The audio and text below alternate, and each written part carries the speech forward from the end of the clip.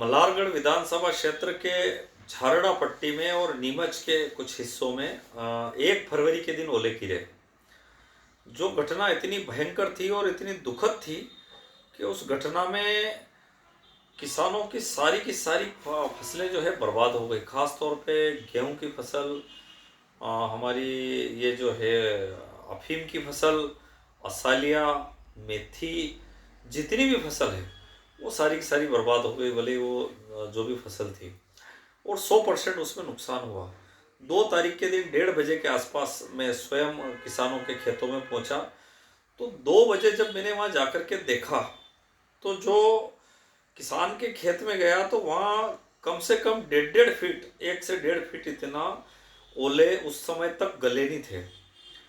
किसानों में बहुत गुस्सा था, बहुत दुख भी बहुत था कि जिस किसान की जो फसल होती है वो अपने बच्चे की तरह वो पैदा करता है। कई किसान रोते रोते मिले, और दर्द वही जान सकता है जिसके पास पैसा नहीं है और उसने फसल तैयार करी है और उसको लग रहा था अब हमारे पास आ सकती है फसल।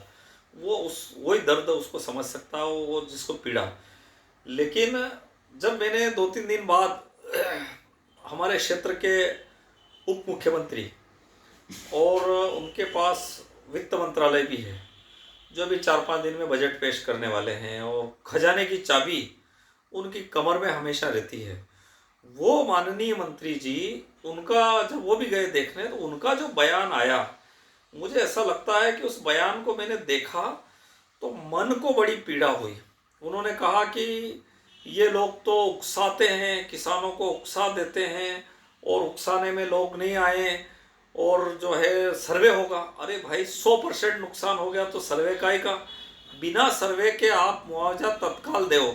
जैसी मेरी मांग थी कि 2 लाख रुपए प्रति हेक्टर से किसान अन्नदाता को मुआवजा मिलना चाहिए, और जो अफीम की फसल है वो 10,000 रुपये प्रति आरी से किसान को मिलना चाहिए। एक 10 आरी का अफीम पट्टा है तो 1,05,000 आरी का है तो उसको 50,000 मिले। इसके साथ साथ ये काम और होना चाहिए किसान का कि जो अफीम की फसल है वो अगले साल ये काट देंगे और उसको सीपीएस में दे देंगे। तो उसको सीपीएस में नहीं देते हुए उसको तत्काल केंद्र सरकार में इनके सांसद का भी मुझे बड़ा दुख हुआ कि इतनी बड़ी फसल खराब हुआ, अभी तक देखने खेतों में नहीं गए। तो सांसद जी को भी बात करना चाहिए, वित्त मंत्रालय दिल्ली के, और उनको तत्काल सारे लोगों को वो पट्टे उनको दिलाना चाहिए अगले साल के लिए, फिर से चीरे वाले में, सीपीएस नहीं देते हुए चीरे वाले में देना चाहिए। अभी इतनी फसल खराब हो गई तो जिनके सीपीएस के पट्टे हैं उन पे एक आदेश आ जाना चाहिए कि इनके चीरे में जो 5 आरी है वो चीरे में लागू कर दो, और चीरे के लिए उन्होंने करना चाहिए। लेकिन जिस प्रकार से हास्यपद और जो बयान आया, तो मुझे वो कबीर की वो लाइन याद आती है, जाके फाटे पैर न वेवाई, वो क्या जानने पीर पर आई।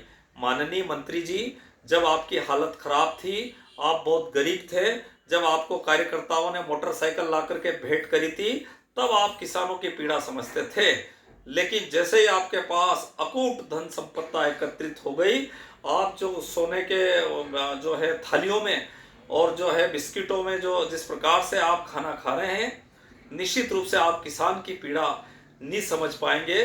तो मेरी पुनः आपसे निवेदन है कि आपका ये जो बजट आ रहा है, इस बजट में हमारी झारड़ा पट्टी और नीमच पट्टी के नाम आना चाहिए किसानों के, कि कितने आपने उस समय कितने लोगों को 2 लाख रुपए का कितना मुआवजा दिया। ऐसा नहीं हो कि 230 रुपए किसी के आ गए और 500 रुपए किसी के आ गए। तो इस प्रकार का नहीं होना चाहिए। मैं पुनः आपको निवेदन करना चाहता हूं कि तत्काल इस बजट में किसानों का मुआवजा आना चाहिए, फसल बीमा आना चाहिए। अन्यथा नहीं आए तो फिर आप जोर जोर से चिल्लाओगे, गला फाड़ फाड़ के बोलोगे। मेरा तो आज गला खराब है, लेकिन आप गला फाड़ फाड़ के बोलोगे और कहोगे कि ये लोगों को एकत्रित करते हैं, लोगों को उकसाते हैं। भैया, जब भूख लगती है ना, तकलीफ होती है, तो लोग गुस्सा करते हैं। और मल्हारगढ़ विधानसभा क्षेत्र के अन्नदाता किसानों को और मंदसौर जिले के किसानों को मैं नमन करता हूं, धन्यवाद करता हूं कि यहाँ का किसान कोई डरने वाला नहीं है। अगर आपदा आई है तो लड़ाई लड़ेगा और संघर्ष के लिए तैयार रहेगा। जय हिंद, जय किसान।